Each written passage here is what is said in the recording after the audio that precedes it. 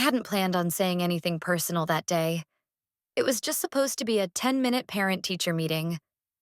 One of those polite, rushed sit-downs in a fluorescent-lit classroom where they tell you your kid's doing fine. You smile, nod, say thanks, and get back to your grocery run. That's all it was supposed to be. I didn't even put on makeup. Just grabbed whatever sweatshirt was clean, threw my hair up, and told Tom I'd be back before dinner. He didn't look up from his laptop when I said it, just grunted and nodded. The second I stepped into that classroom, I felt observed, not in a creepy way, just seen, fully, like I'd walked into a room where I couldn't hide behind anything. Mr. Grant stood up when I entered. No one stands anymore. Not even my husband when I come home. And when he said my name, Mrs. Langford, it's good to see you. I corrected him too fast. Vanessa? I said, without even thinking. It just slipped out of me like I was trying to remind someone that I still had a first name. He smiled. Vanessa. Right. He looked young, but not in a careless way. Late 20s, maybe 30. Rolled up sleeves, ink on his fingers like he'd just graded a stack of essays. There was a half-finished coffee on his desk, and the room smelled faintly like dry erase markers and old paper. We talked about my son, Matthew, how he was doing in English, how he participated, how quiet he could be, but thoughtful. All the things you hope a teacher will say. I nodded, smiled, said all the right things. Then his tone shifted, just slightly. He wrote something, Mr. Grant said. A few weeks ago, an essay. I've read it more times than I probably should admit. I felt something tighten in my stomach. He chose someone who inspires him. He wrote about you. That caught me. I mean, I'm his mother. Of course he loves me, but inspires felt heavier, more intimate. Mr. Grant reached for the paper and read aloud, almost gently. My mom used to be an artist, but now she only paints when she's sad. I swear, my breath caught.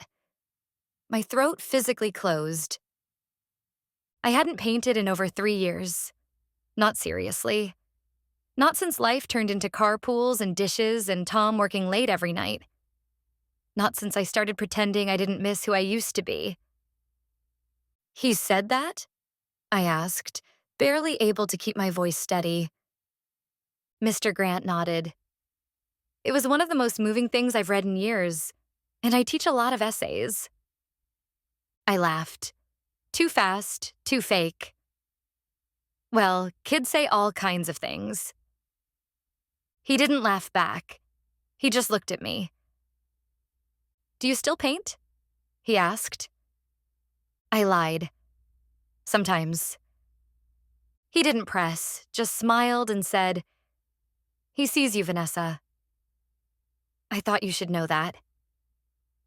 I left in a daze. I don't even remember saying goodbye. I just remember fumbling for my keys, blinking against the light outside, and sitting in my car for what felt like forever. The sentence kept looping in my head. She only paints when she's sad. That night, after everyone went to bed, I opened Matthew's school account and found the essay. I read it twice, then a third time, and then I cried. Quietly, alone, the way I've learned to do after years of being strong for everyone but myself. I opened the hallway closet and pulled out an old sketchbook, the one I used to keep hidden from Matthew when he was little, afraid he'd ruin the pages. It still smelled like charcoal and turpentine and something else I didn't have words for. Maybe grief, maybe memory. And then I saw the message. Mr. Grant had written me through the school portal. Just wanted to thank you again for coming in. Your son is special. And that essay, I haven't stopped thinking about it. I hesitated for 10 minutes before replying. Thank you. I forgot how much it meant to be seen. Really seen. I almost closed the app after that. But just before midnight, another message came in. You should paint again. For the joy, not the sadness. I should have deleted it. I should have closed the browser and crawled into bed next to the man who hadn't asked me how I was in months. But instead, I stared at that message for a long time and replied. I don't remember when it shifted. Not exactly. It wasn't a moment. Not one I could point to anyway. It was more like water creeping under a door. Quiet. Unstoppable. You don't see it until it's all around you.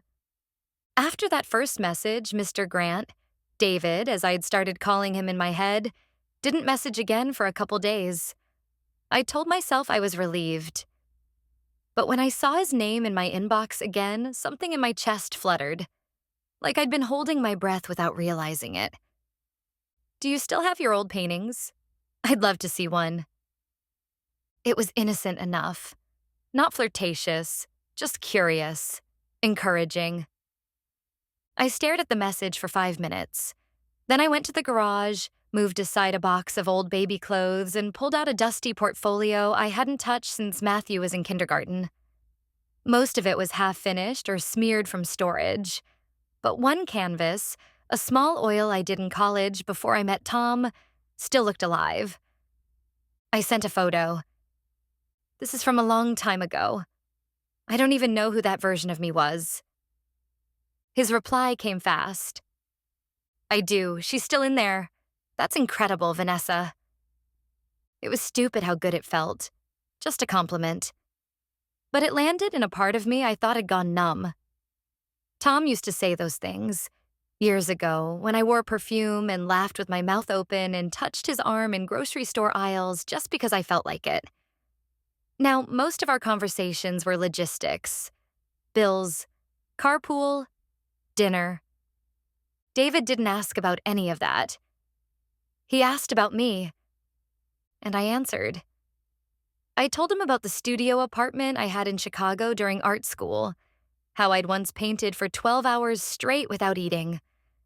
I told him about the gallery show I almost had, the job I turned down because Tom got promoted and we moved to Colorado, how I told myself it was the right decision, the grown-up one, and how every year after that I painted less, until I stopped.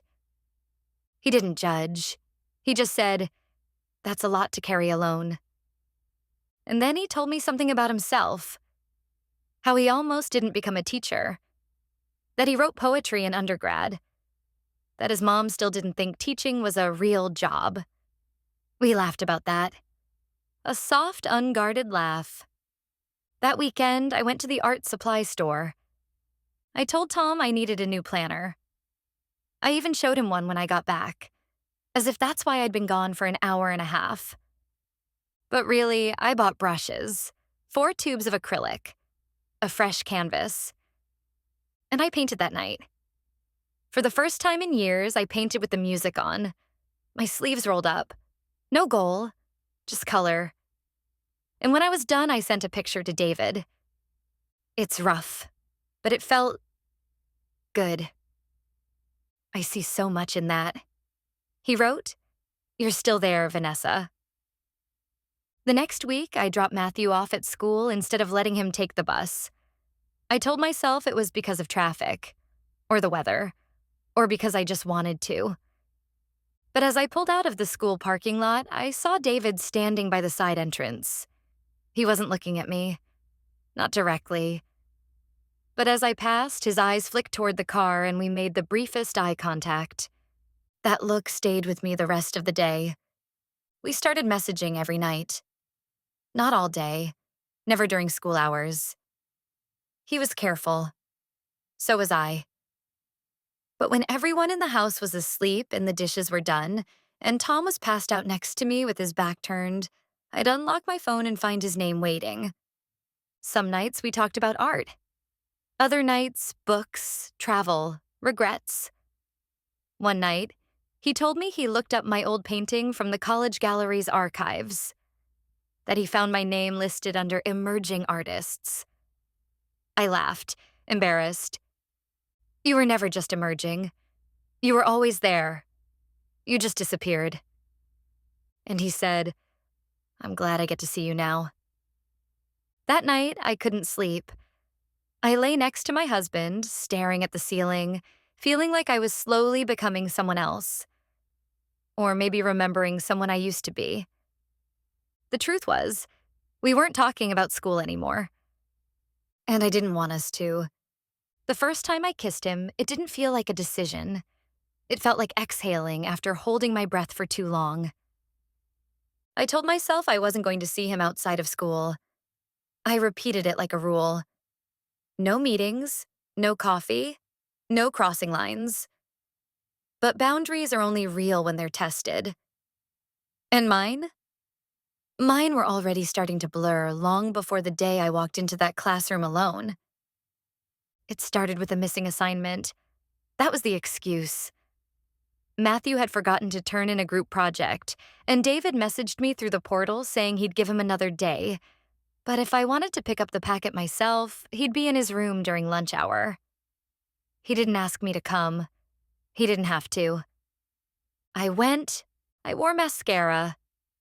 The school halls felt strangely intimate when they were quiet. Empty classrooms, the faint buzz of fluorescent lights, the way my footsteps echoed against tile. When I walked into his room, he was alone, leaning over his desk, grading papers. He looked up when I entered, and the way he smiled, slow, surprised, warm, it stopped me for a second. You didn't have to come all the way here, he said, standing up. I was in the neighborhood, I lied. He handed me the folder, but I didn't reach for it. Not right away. We stood close, not touching, but closer than we should have been. I could smell his cologne, just barely. Clean, like cedar and something I couldn't name. I glanced down at his hands, ink-stained again. Beautiful in a way I hadn't noticed before. You look different today, he said quietly. Do I? Yeah, lighter. I laughed, even though I didn't feel light at all. I felt shaky, pulled. Like there was something between us neither of us wanted to name, but we were both circling it. He looked at me, and it wasn't the way a teacher looks at a student's mother. It wasn't even how a man looks at a woman he wants. It was something deeper, curious, tender. And suddenly I was so aware of how long it had been since someone looked at me like that. I said his name, David, and my voice broke on it. He stepped forward just slightly and asked, Are you okay? That was all it took. I don't know who moved first. Maybe it was both of us. But 1 second we were standing there, and the next my hands were in his hair and his mouth was on mine and everything else disappeared. It wasn't hungry or rushed. It was slow, careful. Like we were both afraid of breaking something, or waking up. When we pulled apart, I couldn't look at him. I stared at the floor and laughed. This short, shaky laugh that sounded nothing like me. I'm married, I whispered, like it was a fact I'd just remembered. I know, he said, and he didn't touch me again. I left without the folder. I don't even remember walking to the car. I sat behind the wheel and stared at my reflection in the rearview mirror for a long time. My cheeks were flushed. My lips still tingled. And for one terrifying, thrilling moment, I didn't feel guilty. I felt alive. That scared me more than anything. When I got home, Tom was still working. He barely looked up when I walked in. I kissed him on the cheek, a quick, guilty reflex, and asked about his day. He muttered something about a meeting that went long, then went back to typing. I stood there for a second, just watching him. Watching the man I married, the father of my child, the man who hadn't touched me in weeks, hadn't asked me how I was in months. And then I turned and walked to the kitchen, poured a glass of wine, and sat down with my phone. There was a message waiting from David. I'm sorry if that crossed a line. I won't do anything to make this harder for you. I stared at it for a long time, and then I wrote back. You didn't make anything harder. You just made it feel real. That night, I painted until 2 in the morning. I think I knew even then that the kiss was never going to be the end of it. I tried to tell myself it was a mistake, a weak moment, a symptom of something else. But I kept replying to his messages. I kept looking at the calendar, counting down to days when Matthew didn't have school, teacher planning days, conferences, holidays, anything that might mean David had a quiet classroom and time to meet me. The line I swore I'd never cross was behind me, and somehow I was still convincing myself I hadn't really done anything yet. The first time we slept together, it was at a hotel off the highway. One of those sterile business places with corporate artwork on the walls, and a front desk clerk who didn't look up when I checked in. I used my maiden name. Told Tom I was going to a friend's house for a wine night. Even added, "Don't wait up," like it was some tired joke. He barely reacted, just said, "Okay, drive safe," without even glancing away from his laptop. I still don't know what scared me more, that I lied so easily, or that he believed me without question. David was already in the room when I arrived. He'd brought a bottle of wine and left it unopened on the table. We didn't drink. We didn't need to. The tension between us had been simmering for weeks, and now we were finally alone, without walls, without pretense. It wasn't fast. It wasn't rough. It was quiet, careful, almost reverent. I didn't feel dirty afterward. I didn't feel powerful either. I felt unrecognizable, like I'd just stepped out of my own life and into someone else's. Lying next to him in that hotel bed, staring at the ceiling, I said the thing I hadn't let myself say out loud. I don't feel like a mother here. Or a wife. I just feel like me. David turned to me. That's all I've ever seen. I should have been terrified. I should have left and never come back. But I stayed. And the worst part is, I started to plan the next time. We found pockets of time. Early mornings, school holidays, teacher work days. I told Tom I was joining a painting group that met twice a month. I even created a fake group chat on my phone with imaginary women who checked in and shared photos I'd pulled off Pinterest. It felt ridiculous, but it worked. We met in that same hotel 5 times over the next 2 months. At home, I painted more than I had in years. I cooked more. I smiled more. Tom actually commented once that I seemed lighter. I told him I was finally doing something for myself again. He said that was great, then went back to his spreadsheet. Matthew started noticing too. He asked if I was okay. Said I was humming more. Said I looked different. I told him I was just feeling creative again. That sometimes people go through quiet seasons and then come back to life. The irony nearly choked me. David told me he was falling in love with me the 3rd time we were together. We were still tangled up in the sheets, the TV buzzing softly in the background, when he looked at me and said it, just like that. No drama, no build-up. I think I'm falling in love with you, Vanessa. I didn't say it back. I couldn't. But I didn't stop him either. I just kissed him again and said, "Don't." "Don't what?" he asked, brushing hair from my face. "Don't make me think about this too hard." He nodded, but he didn't take it back. And the worst part was, a part of me wanted to say it too. I started daydreaming about leaving, about a smaller house, a studio space, weekends that didn't revolve around errands and frozen pizza. I imagined Matthew splitting time between homes and me finally living out loud again, with someone who saw me, someone who asked questions, someone who made me feel like a woman, not just someone's mother or wife. But every time I pictured it, the guilt would surge in like a wave, drown me, pull me under.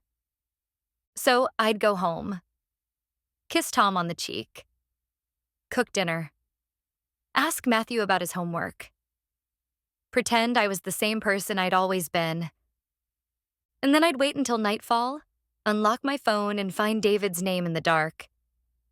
It didn't happen the way I feared. There was no explosion, no screaming, no confrontation where everything got dragged into the light all at once. It was quieter than that. I think that's what broke me the most. I'd just gotten home from one of the painting meetups. My cheeks were still flushed from the drive, my body humming in that post-affair haze of adrenaline and guilt.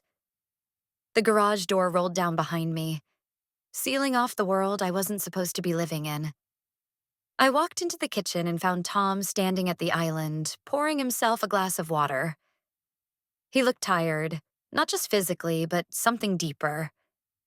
His shoulders slouched in a way that felt heavier than usual. He looked at me, then looked down at the glass. "How was your group?" he asked. I froze for half a second before answering. "It was good. We did still lifes today." He nodded. "That's nice." I started to walk past him, toward the hallway, toward safety, but he said my name. "Vanessa." I turned. He didn't look angry. That was what caught me off guard. He looked resigned. "I found your painting," he said. At first, I didn't know what he meant. I blinked, confused, until he added, "The one in the garage." Under the sheet. The portrait. My stomach dropped. It was a piece I'd done after the second time I slept with David. I hadn't meant to paint him. I told myself it was just a man, a figure study, but it was him. His posture, the slope of his neck, the expression I knew too well. Tom didn't say much. He didn't need to. "I didn't go through your things," he said.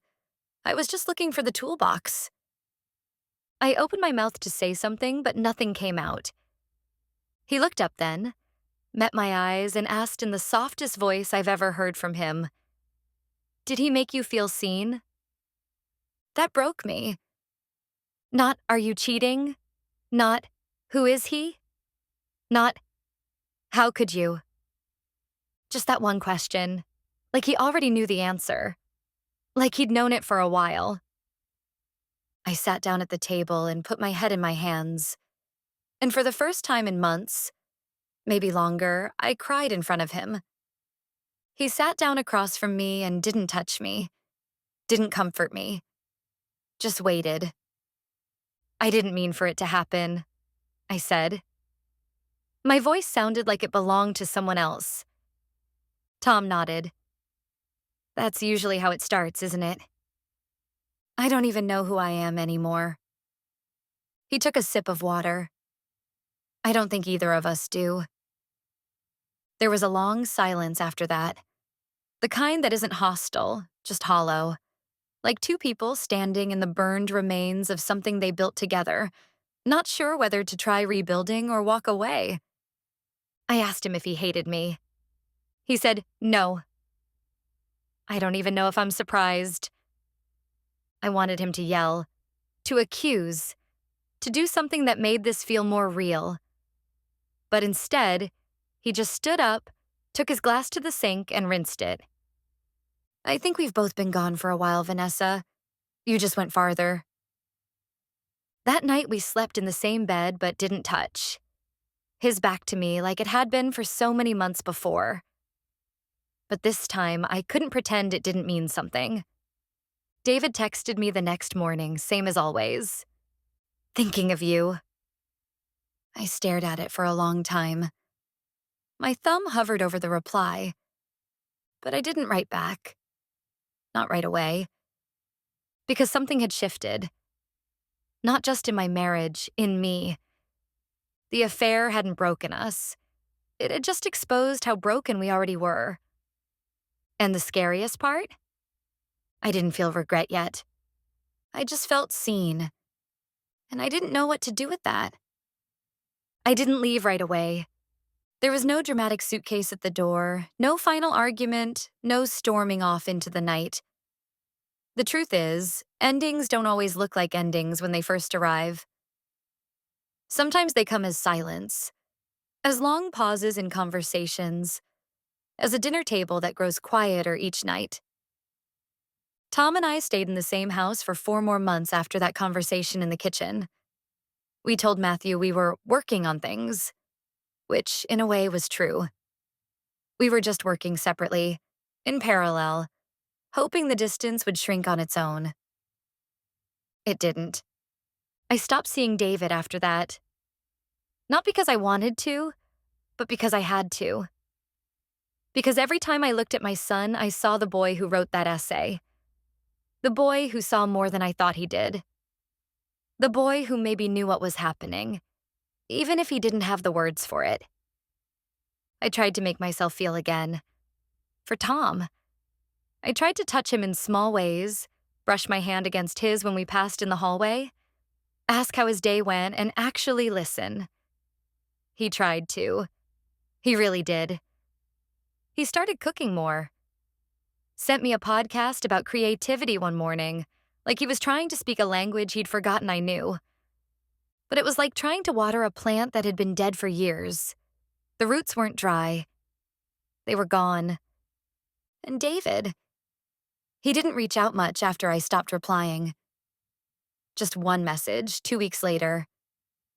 If you ever want to paint again, not for me, just for you, I hope you do.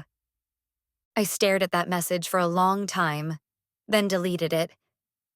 Not because it hurt, but because it didn't. I moved into a small apartment on the other side of town last fall. 2 bedrooms, a tiny kitchen, a window that gets the most beautiful light in the morning. Matthew splits his time between our homes. Tom and I decided not to fight over the house. He kept it. I didn't want to stay somewhere that knew too much. I started painting again. Not just occasionally, but consistently. I even sold a few pieces. Nothing big, just enough to remind myself that I could. That I still existed somewhere beyond the roles I'd been performing for half my life. But I won't lie to you and say it feels good all the time. It doesn't. There are mornings when I wake up and reach for a body that isn't there. Evenings when I hear a laugh in a grocery store that sounds like David's and feel my heart skip before I remember. There's a distance in Matthew now. Not anger, just something cautious. Like he's watching to see if I'll disappear again. And I don't blame him. I did disappear, in a way. For years. And then I came back as someone he didn't recognize. Tom and I are cordial. Friendly, even. We talk logistics, birthdays, school projects. But he never asked for details. He didn't want to know who it was.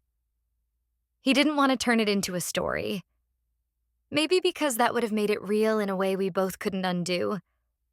Sometimes I catch him looking at me, like he's trying to find the woman he married. And sometimes I catch myself trying to become her again. Just for a second. Just to see if I can. But I can't.